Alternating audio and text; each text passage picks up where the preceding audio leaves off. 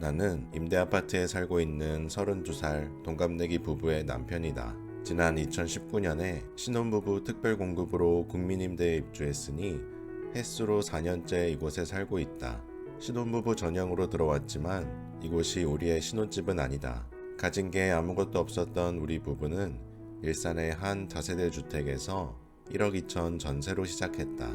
이 집은 이사 첫날에 화장실 세면대가 무너졌을 정도로 낡았었다. 거실이 없고 주방이 매우 작은 투룸이었다.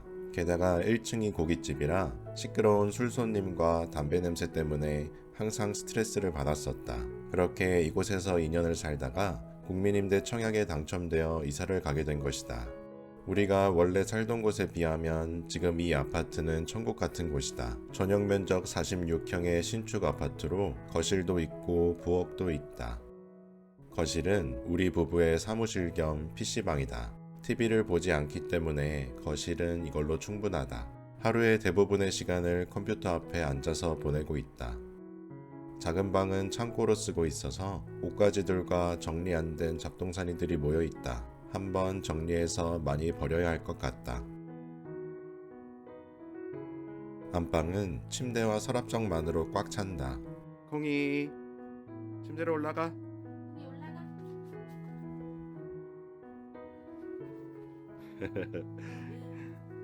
킹사이즈 침대지만 콩이까지 셋이 잘 때는 조금 비좁다.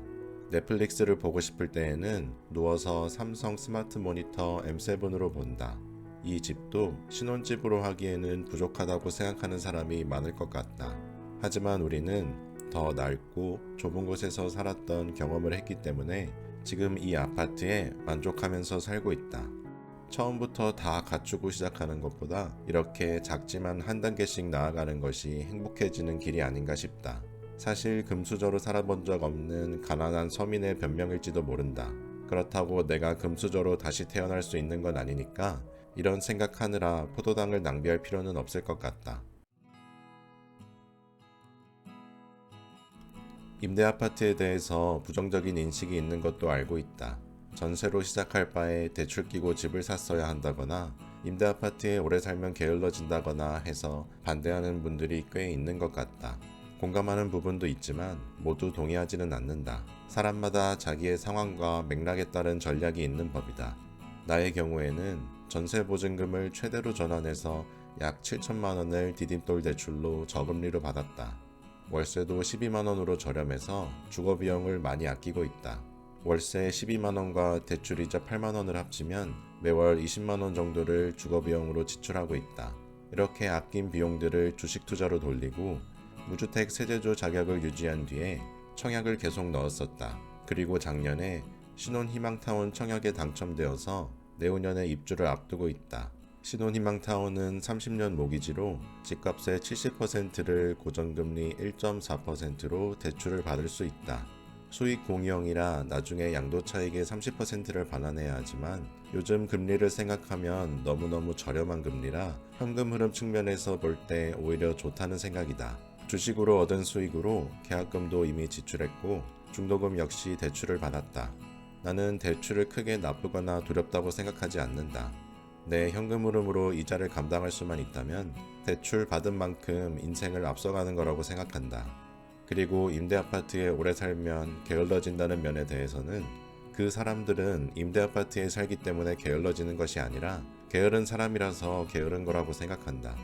나의 게으름을 외부 환경을 탓할 수는 없는 법이다. 이사 오고 나서 1년이 지날 무렵 주거 공간이 넓어지니 집안에 생명체가 하나 더 생겼다. 강아지를 입양하고 싶다는 생각은 옛날부터 했었는데 예전 집에서는 집주인과 애완동물을 들이지 않겠다는 계약을 했었기 때문에 기르지 못하고 있다가 이곳에 와서야 데려오게 되었다. 콩이는 강아지 카페에 어떤 고마운 분께서 기르는 개가 새끼를 많이 낳게 되어서 분양하겠다는 글을 올린 것을 보고 예쁜 아기 강아지들 6마리 중에서 한 마리 골라 데려온 것이다. 우리 부부는 아직도 차가 없어서 데리러 갈 수 없다고 하니까 정말 감사하게도 멀리까지 직접 콩이를 데리고 와주셨다. 우리 둘 다 강아지를 길러본 경험이 없어서 처음에는 많이 서툴렀지만 다행히도 콩이는 건강하게 자라주었고 심지어는 콩이의 친엄마보다 거의 2배로 크게 자라났다. 그렇다 보니 이 집도 조금씩 작게 느껴진다. 집은 그대로일 텐데 처음엔 커서 좋았다가 이제는 또 작다고 느껴지는 게 우습다. 더 큰 집으로 이사가게 된다면 아마 새로운 강아지를 입양하거나 아이를 만들고 싶어질지도 모른다. 사람은 환경에 적응한다는 게 이런 뜻이기도 한 것 같다. 콩이 안 가져왔어? 왜 안 가져와? 왜 안 가져와? 마음에 드는 콩이 아니야? 너무 쉽게. 날씨가 많이 선선해져서 콩이 산책을 집 근처 스타벅스까지 와봤다. 걸어서 20분, 왕복 40분 정도 소요되는데 콩이를 데리고 가면 1시간이 넘게 걸린다. 중간에 개천을 낀 산책로가 있어서 걷기 좋은 코스이다. 우리 부부는 평소에 운동을 잘 안 하는 히키코모리 부부이기 때문에 이렇게 콩이 산책이라도 해야 칼로리를 소모할 수 있다. 하지만 날씨가 좋으면 왠지 산책 나와서 달달한 음료를 한잔 하고 싶어진다. 나는 스타벅스 임직원 할인도 받을 수 있고 모아놓은 쿠폰도 있어서 한 잔은 무료로 마셨다. 근데 레모네이드라 맛있을 것 같은데? 왜? 임대 아파트가 지하철역도 가깝고 여러모로 장점이 많지만 한 가지 단점을 꼽자면 시민의식이 조금 떨어지는 것 같다.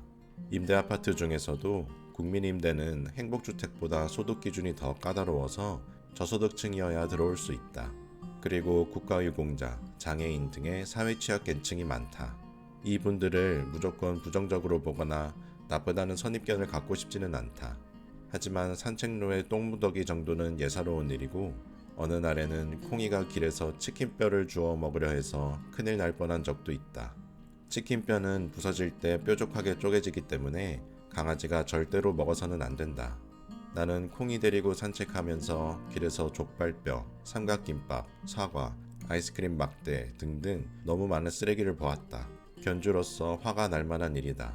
더 비싸고 좋은 주거 환경으로 가게 되면 이런 일들이 줄어들지 않을까 기대하고 있다. 내가 부자가 되고 싶은 이유는 넓고 좋은 집에서 살고 좋은 차를 사는 이런 것들을 기대하는 게 아니라 콩이가 조금 더 안전하게 산책할 수 있는 곳, 서로 피해를 주지 않도록 조심하는 분위기를 가진 이웃들을 만날 수 있는 곳, 이런 곳에서 살 수 있는 자유를 얻기 위해서 부자가 되고 싶은 것이다. 그렇게 지금 임대 아파트에 살면서도 부자가 되겠다는 나의 10년만을 확고하고 지금의 이 시기는 내가 웅크리고 힘을 축적하고 있는 것이라고 생각하고 있다.